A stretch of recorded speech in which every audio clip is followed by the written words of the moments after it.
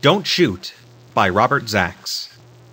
I can no longer keep my terrible secret, although the thought of what will happen to me when I tell my story gives me a trembling from head to toe. Without doubt, word will flash to the proper authorities, and stern-faced men with sympathetic eyes will bring straitjacket and sedatives, and hunt me down to tear me from Mary's clinging arms. A padded cell will be made ready for another unfortunate. Nevertheless, what we have just read in the newspapers has made me fearfully agree that I must tell all, regardless of my own fate. So let me say this.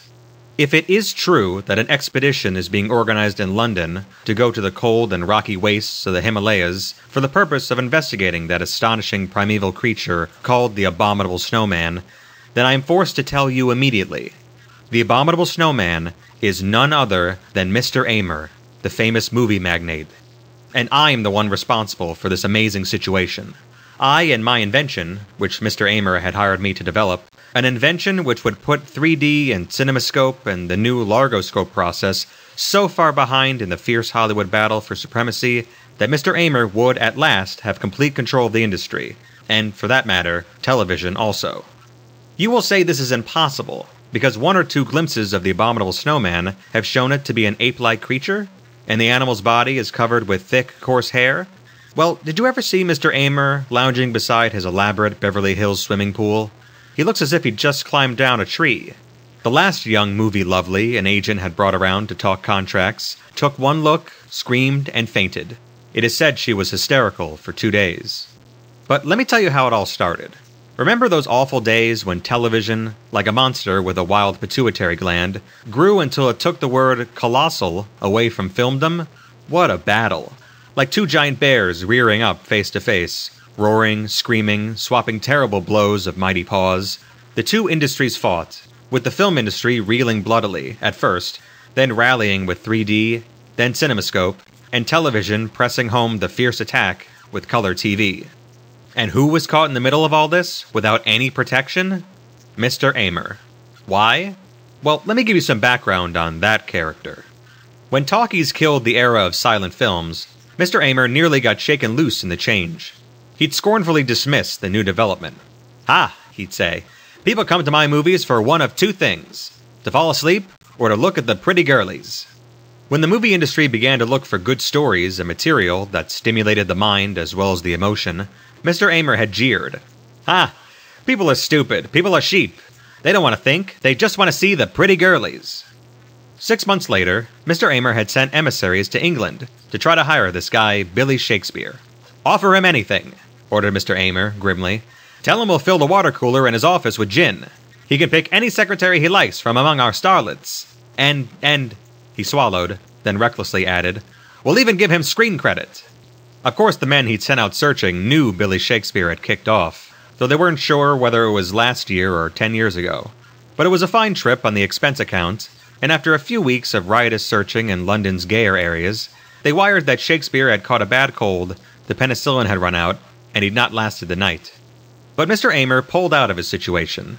He bought up just the right to use the titles of great classic novels, ignored the contents, and had entirely different stories written.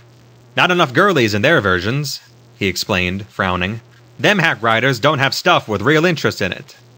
By the time the customers were in the packed movie houses, they were so stunned with the spectacle of unclad femininity that they'd completely forgotten what they'd come to see.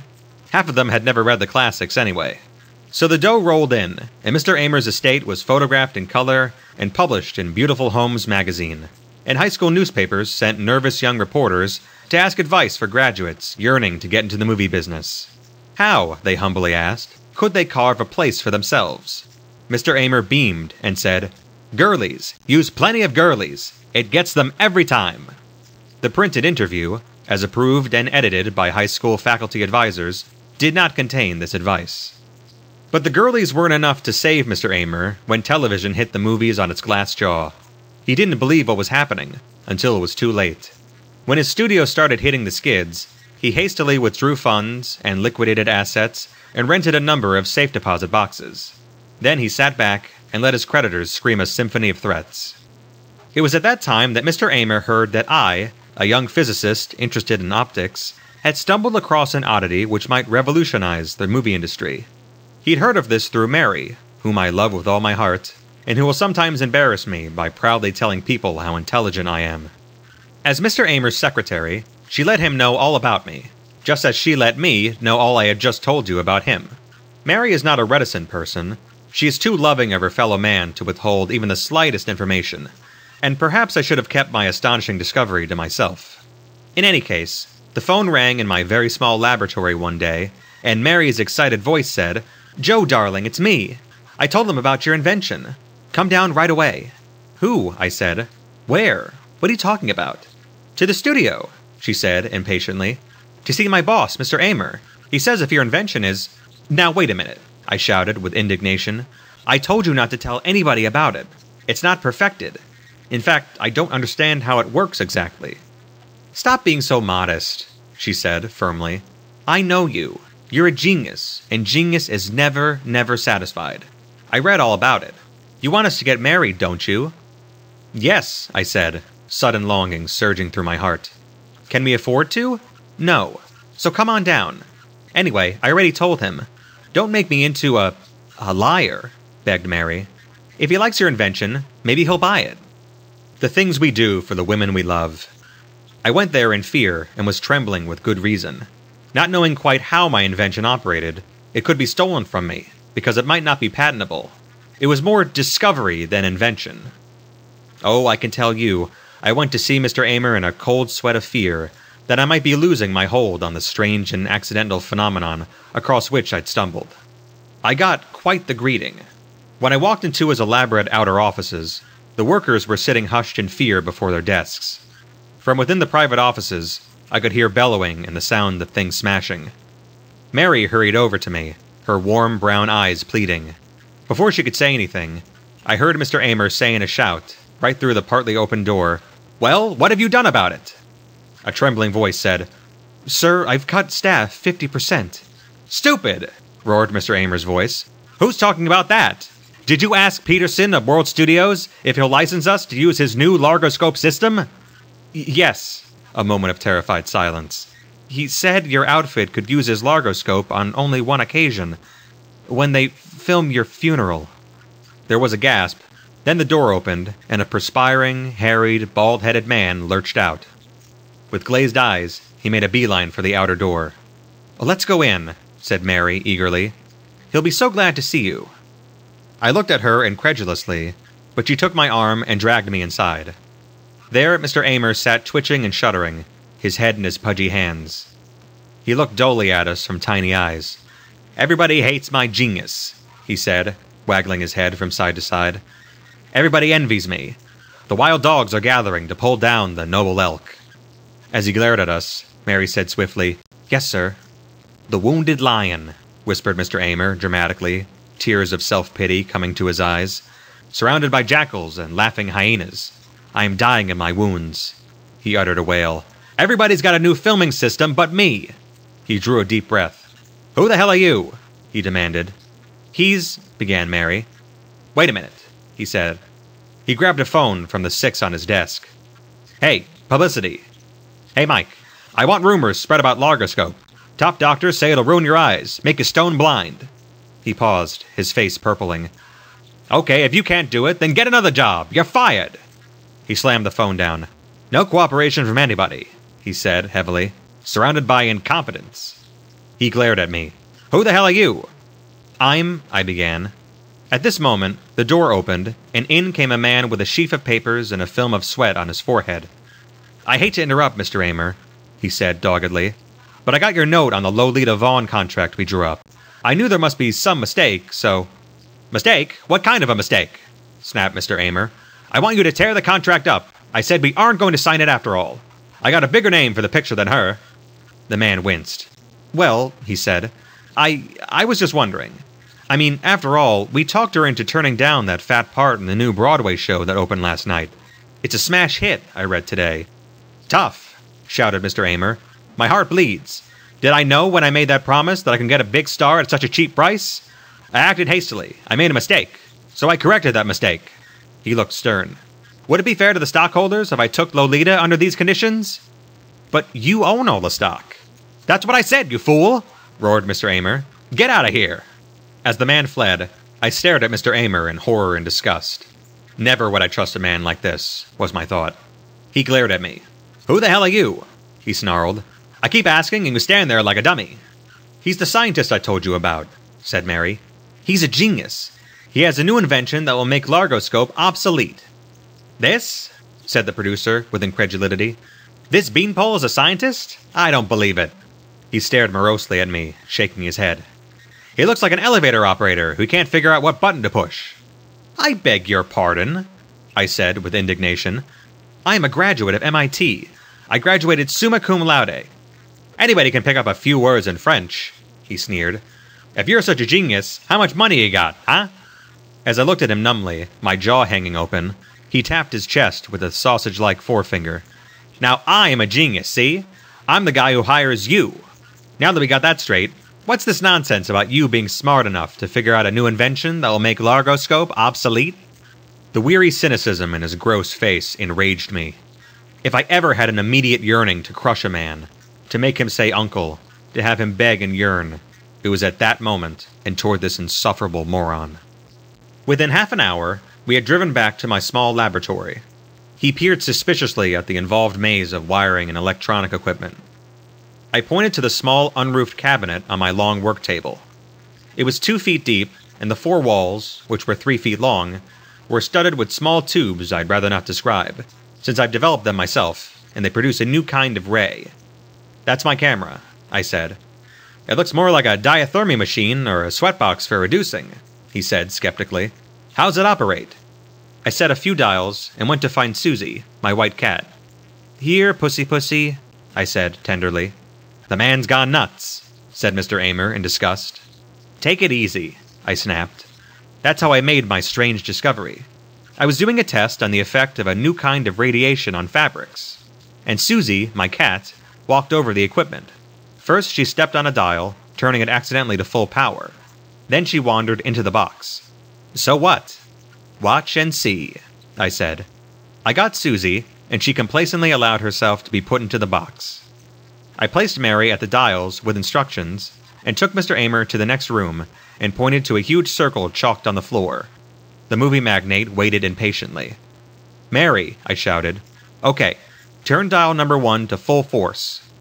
We heard a click. Then Mr. Amer yelped and cowered behind me, because in front of us, within the chalk circle, appeared a giant 8-foot-tall cat, an enormous duplicate of Susie. Susie was licking her paw with a tongue that was nearly 2 feet long. Don't be afraid, I said proudly. It's just an image. Look. I stepped forward and ran my hand through the air, where the giant figure of Susie ignored me. My hand disappeared into the image, and I felt the unusual puzzling tingle, as if I were getting a shock. And Susie, from the next room, uttered a faint meow and stopped licking her paw as if she, too, felt something. But there's no screen, Amer said. And it looks so real. It's got 3 dimensions, like an actual body. He cautiously approached, his hands shaking with excitement. He tiptoed around behind the cat image. He choked. It's like a real living cat all around. You haven't seen anything yet, I said happily. Watch this. Mary, I yelled again. Turn dial number 2 very slowly. As we stared, the image of the 3-dimensional Susie shrank from 8 feet all the way down to a 3-dimensional miniature cat the size of a thimble. Mr. Amer looked as if he might faint. Goodbye, Largoscope, I said grimly. This will make all 3D and large-screen systems obsolete. It will revolutionize television, too. People will sit home and see actual figures, 3-dimensional figures of real people. There will be no screens at all. The effects of depth and solidity, as you see, are perfect. Suddenly, Susie from the next room gave a yelping meow, and Mary gasped. We jumped, then ran inside. Mary was wringing her hand. There was a little smoke in the room. My hand hit a wire, said Mary, embarrassed. I guess I caused a short circuit or something. I'm sorry, all this smoke. She put her hand to her eyes, rubbing. Susie all right? I said. I guess so, she said. She moved so fast I could hardly see. My dear fellow! Mr. Amer was most cordial. He put his arm around my shoulders. He was beaming at me. He was offering me a fat cigar. What a wonderful invention! You are indeed a genius, and I offer my humblest apologies. I accept them, I said, pushing him away with distaste. You may leave now, Mr. Amer. Leave? Not until we sign a contract, my friend. I want that invention. Mr. Amer, that invention isn't perfected yet. I don't even know how it works. The principles are beyond me. It is something new in the world of physics and optics, and... That's all right, he cried. I'll give you 6 months, a year, more, but I want it. No, I'm afraid I don't trust you, I said. Far from being offended, he was delighted. He laughed as if I'd said something witty. Of course you don't, he said. You don't trust me and you don't like me. But just listen to my offer. Right then and there, Mr. Amer made an offer that had my head swimming. He would, first of all, deposit in an account in my name the sum of $1 million, free of taxes. Second, he would include in the contract a stipulation that I'd get 50% of all royalties. Third, and very important to me, in the event that the patent he would apply for in my name was refused, or if it was broken by further research, I could keep the $1 million. And last, said Mr. Amer, his nostrils flaring as he closed in for the kill, I'll make your girlfriend, Mary, a big movie star. Mary's eyes widened. She clasped her hands before her, nervously. Me? She whispered. But I can't act. What's that got to do with it? Mr. Amer said impatiently. You just gotta hold still while the male lead grabs you. Leave it all to him. He knows what to do. No, I cried, appalled. I don't want anybody else kissing Mary. Neither do I, said Mary, blushing. You're absolutely right. Mr. Amer uttered a deep sigh. Such deep love, such clean emotion, it cuts my heart out, honestly. Okay, we'll give the script a scrubbing. Nobody'll put a finger on her. I don't think I'm interested, said Mary regretfully. Mr. Amer was staggered. He recovered immediately and said hastily, Smart girl, what intelligence. It's no life for you. But Mary, I said, kind of liking the idea of my Mary on the screen, of being sole owner of her sweetness, with millions of people knowing nobody could kiss this girl but myself. It's such a rare opportunity. Every girl wants to be a movie star. Do it. Sure, cried Mr. Amer. Don't be a dope. How many girls get a chance like this? Mary whispered, her eyes shining. Well, all right, dear, if you insist. You have a deal, Mr. Amer, I said quickly. Mary typed the contract on my portable, as dictated by Mr. Amer. Put in a clause, I said cautiously, remembering his ethics, that the contract is effective only when the $1 million is deposited in my account. Mr. Amer frowned. Put in a clause for me, too, he said. He can't draw on the $1 million without a signed receipt from me, saying he's delivered all his blueprints and technical notebooks on the invention. And a full-size camera model, big enough to hold people. I agree, I said. I'll have it built and delivered immediately. I shook Mr. Amer's clammy hand, and he departed with Mary to get the $1 million out of his secret safe deposit boxes.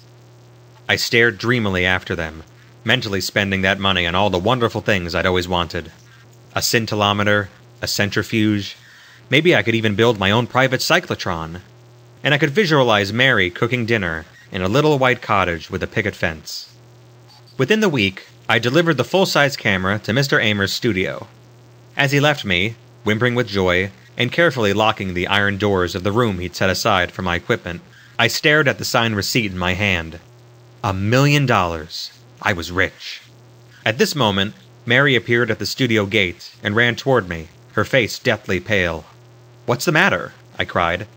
Remember how we couldn't find Susie all week? She gasped. Well, I just found her.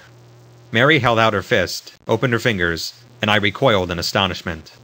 In her palm was Susie, my cat, but a Susie that was 1 inch long, the smallest, tiniest cat I'd ever seen.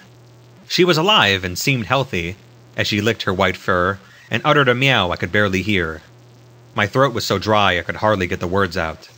Good Lord, the invention. Something went wrong.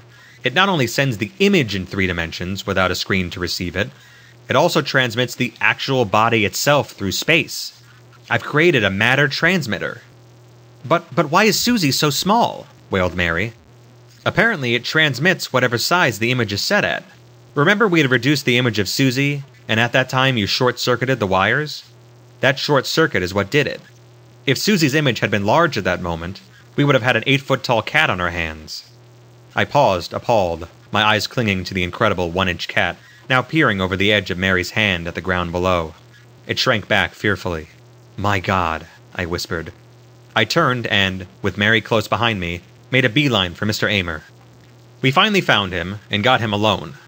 Mary opened her palm and, without a word, showed him Susie. Mr. Amer's eyes bulged and his jowls turned ashen. Susie scratched her ear with her miniature rear left foot, and I idly wondered just how small Susie's fleas were. "I warned you," I said grimly, "that I didn't know how this thing worked or the principles behind it. This is what's liable to happen whenever there's a short circuit in the camera box. I don't know why it happens, but it's too dangerous to use. If you want to call off our deal—" "No, no, no," said Mr. Amer rapidly. A cunning look came over his face. "I'm sure you can work the bugs out of it, can't you? I'm sure you're anxious to do more research on it." "Indeed I am," I said warmly. "You are a man with the true scientific spirit." "Go right to work," he said urgently, his fascinated eyes never leaving Susie. "Work night and day and night. I'll never leave your side. We must learn how this gadget works." That's what we did. Making Susie comfortable in a matchbox, we set to work in the dead of night, when no inquisitive eyes might see our strange experiments. Mary made us pots of steaming coffee, and Mr. Amer paced helpfully back and forth, uttering unclear mumbles, as I toiled the long, wearying hours. It did not take long for me to gain an empirical understanding of what I had, by which I mean that, like electricity in its early days, the mysterious force could be utilized, made to perform, without complete understanding of its basic nature. The night came when I had full control of the machine. We stood staring at it in awe. We had made Susie her normal size again.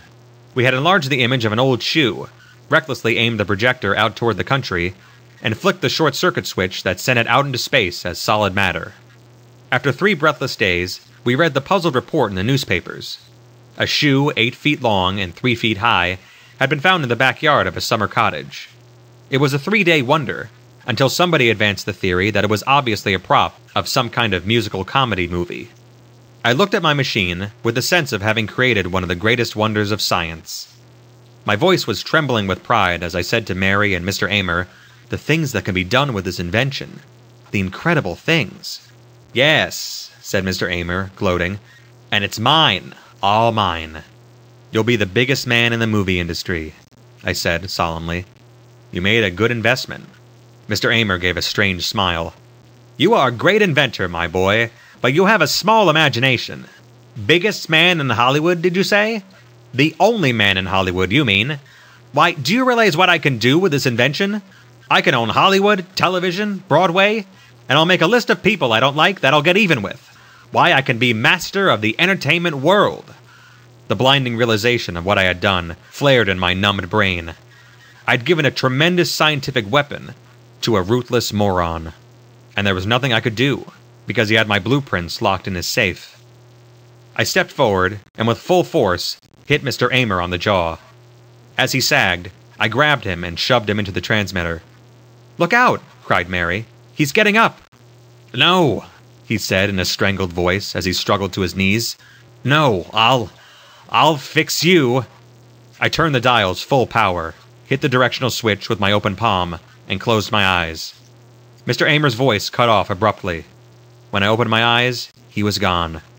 "Thank heaven," gasped Mary in relief. I immediately made computations, and my figures showed that Mr. Amer must have been transported to the Himalayas. That's the area where the abominable snowman had been sighted. That is why I must speak now, regardless of any opinions about the state of my sanity.